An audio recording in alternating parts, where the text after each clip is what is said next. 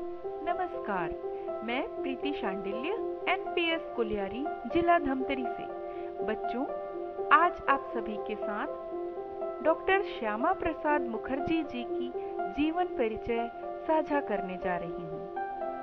आधुनिक भारत की आधारशिला रखने वाले विभूतियों में महान देशभक्त, शिक्षाविद, चिंतक, कुशल राजनेता एवं भारतीय जनसंघ के संस्थापक डॉक्टर श्यामा प्रसाद मुखर्जी की अपनी अलग पहचान है। ऊंट के पांव पालने में ही दिख जाते हैं। उक्त कहावत डॉक्टर मुखर्जी पर सटीक रूप से लागू होती है। 6 जुलाई सन 1901 को बंगाल में आशुतोष मुखर्जी के घर जन्मे शिशु के ग्रह लग्न देख किसी ज्योतिषी ने विश्वास पूर्वक कहा था, सर आशुतोष मुखर्जी, आपका यह पुत्र अत्यंत विलक्षण और सौभाग्यशाली है। यह महान देशभक्त, युग प्रवर्तक, समाज सेवी, शिक्षाविद तथा गणितज्ञ होगा। इतिहास साक्षी है कि ज्योतिषी की भविष्यवाणी अक्षरशः सत्य सिद्ध हुई। 15 वर्ष की आयु में हाई स्कूल की शिक्षा प्राप्त करते समय एक निर्धन सहपाठी की परीक्षा शुल्क पटाने की असमर्थता को लेकर प्रधान पाठक से बहस करके शुल्क माफ कराना उनके अदम्य साहस और परोपकारिता का परिचायक है। इंग्लैंड में बैरिस्टरी की शिक्षा प्राप्त करने के बाद वे कलकत्ता हाईकोर्ट में वकालत के साथ-साथ विश्वविद्यालय में अध्यापन करते थे। 24 वर्ष की अल्पायु में उन्हें कलकत्ता विश्वविद्यालय के सीनेट की सदस्यता प्राप्त हुई।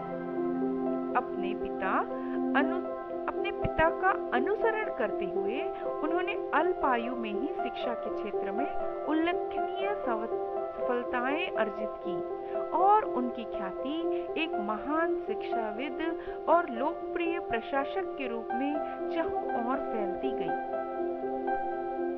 उन्होंने अपने ज्ञान तथा विचारों के तात्कालिक परिदृश्य की ज्वलंत परिस्थितियों का इतना सटीक विश्लेषण व विवेचन किया कि समाज के हर वर्ग, तबके और बुद्धिजीवियों को उनकी बुद्धि का कायल होना पड़ा। उनकी ख्याति और उपलब्धियों को मान्यता मिली तथा 33 वर्ष की आयु में उन्हें सन 1934 में कलकत्ता विश्वविद्यालय का उप कुलपति बनाया गया। इस पद पर रहते हुए उन्होंने सैनिक शिक्षा, स्त्री शिक्षा, शिक्षक प्रशिक्षण एवं सिविल सेवा की परीक्षा के क्षेत्र में महत्वपूर्ण सुधार किए। पांडिचेरी में अरविंद विश्वविद्यालय की स्थापना में उनका विशेष योगदान रहा। सन 1948 के कलकत्ता विश्वविद्यालय द्वारा उनके डी.लिट की उपाधि से सम्मानित किया गया। राजनीति में प्रवेश से पूर्व देश सेवा के प्रति आसक्ति की झलक उनके डायरी में लिखे गए एक उद्गारों से हे प्रभु, मुझे निष्ठा, साहस, शक्ति और मन की शांति भलाई करने की हिम्मत और दृढ़ संकल्प मुझे अपना आशीर्वाद दीजिए। मैं सुख में भी और दुख में भी आपको याद करता हूँ और आपके उपदेश से पलता रहूँ। हे प्रभु, मुझे मुझसे हुई गलतियों के लिए क्षमा करो और मुझे सद्प्रेरणा देते रहिए। उन्होंने अपना संपूर्ण जीवन अक्षरशः इन उद्गारों के अनुरूप ही व्यतीत किया। सन 1936 में डॉक्टर श्यामा प्रसाद मुखर्जी राजनीति के क्षेत्र में सक्रिय हुए तथा विधानसभा सदस्य निर्वाचित हुए। बंगाल के मुस्लिम बहुत इलाकों में हिंदुत्व पर अमानुषिक अत्याचार देख डॉक्टर श्यामा प्रसाद मुखर्जी हिंदू महासभा से जुड़ गए। वीर सावरकर की विचारधारा से प्रभावित होकर ये भारतीयता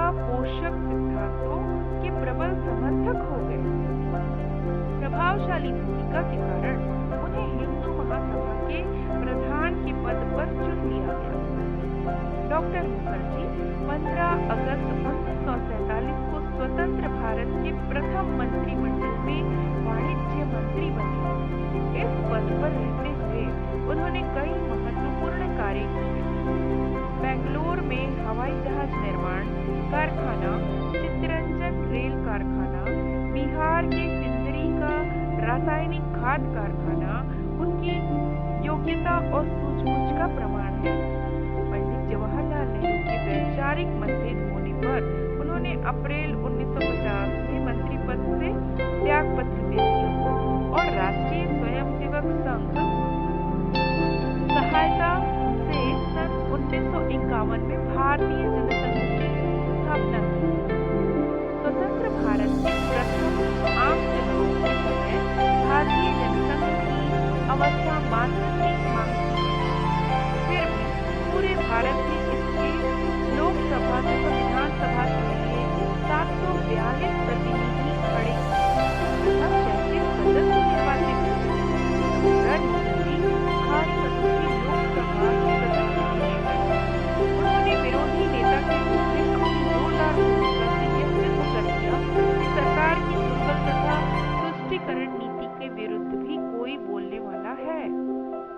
जिस प्रकार हैदराबाद, जूनागढ़ जैसे राजवाड़ों को भारत में विलय करने का श्रेय सरदार पटेल को है, उसी प्रकार पश्चिम बंगाल को भारत में विलय करने का श्रेय डॉक्टर श्यामा प्रसाद मुखर्जी को है। वे महाबोधि सोसाइटी के अध्यक्ष थे। इंग्लैंड में जब भगवान बुद्ध के अवशेष भारत लाए गए तो उन्हीं को सौंपे गए थे।